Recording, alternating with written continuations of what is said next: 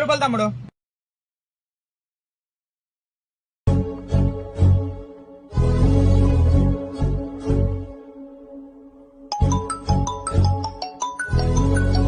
ఇప్పుడు ఎందుకులే, పైసలు ఉన్నాయో లేవో.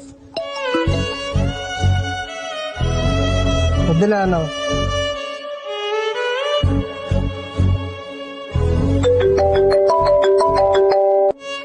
హలో, చెప్పనా? ఏమైందా నా ఫోన్ చేసినావు? ఫోన్ వచ్చిందా? అనుకోకుండా వచ్చినట్టుందా అన్న? అవునా? సరే సరే.